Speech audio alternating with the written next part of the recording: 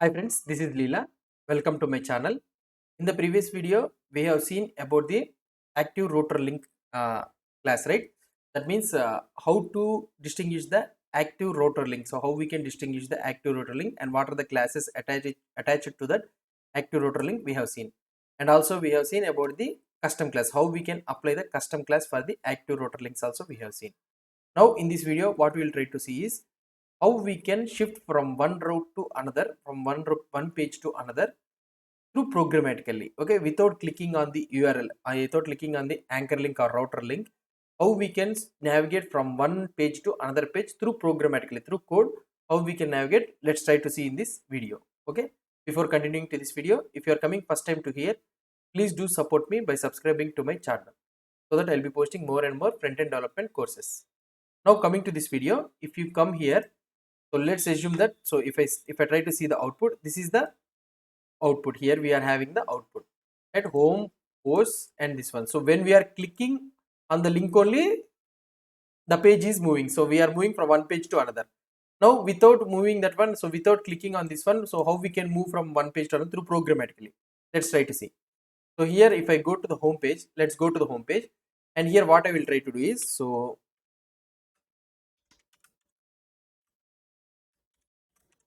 I will try to create one div, okay, sorry, and I will try to copy this one, and here I will paste here, okay. I will create one div again, and here I will try to create a button, button button, and click to post page or something like this, okay. As this is a button, we cannot apply the router link here. So what we need to do, we need to apply the click at the rate click dot prevent, what I can write on post click or something like this. I will be having the method here, okay. So I will be having a method here. Now this method we need to implement. So here what I can do, here methods. So this is the methods. So here in the methods, here I need to do. So here what I need to do is, so if you click on this button, for example, if I go to the home page, okay, if I refresh this one, if I click onto this home page, so I am able to see the button here.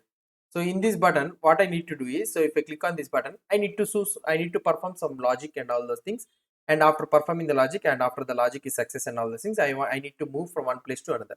So how can I move to one page to another? So here what we can do is, so when we apply this main.js, if in this main.js, you have seen this router, right? So you have seen this router variable, right?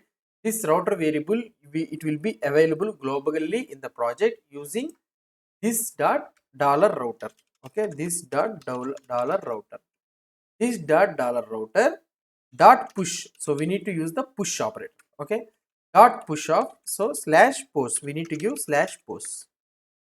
So this is the thing. So how we need to move from one page to another, we need to use this dollar dot push. Now if I refresh this page, okay, now if I click on this one, it moves to the post page. See, if I click on back here, again it comes to the home page. If I click here, again it comes to the post page. That means in the history also it will be saving, okay. So this is the thing. And now if you go here, the programmatic navigation in our here, if you go to the programmatic navigation, so now the router link, the thing is not nothing but programmatically, it is nothing but the router dot push only. So here you will be able to see that router dot push, you can queue like this, or otherwise in another way what we can do is, here we can write something like path slash post. We can give something like this also, path slash post. And now if I go here and if I refresh this one, and if I go to the home page, okay, if I go to the home page, if I click here, then also it will work, okay. Now another one what we can see is, there are different ways of navigate. So we can use the params. So we will see in the params in the next video, query and all those things we will see in the next video, okay. So if you want to apply the query parameters also, you can apply something like comma query, sorry, query is equal to something like id is equal to 1. If I apply like this, id is equal to 1 or something like this, and what will happen here, if I refresh this one, if I go to home page, okay, if I go to home page, if I click here, see, you will be able to see the question mark id is equal to 1 at the top. You will be able to apply the query parameter also. So in this way, params is different. Params is nothing but what it will happen is post slash 1 it will apply, okay. And now what we need to do is, so for example, replacing.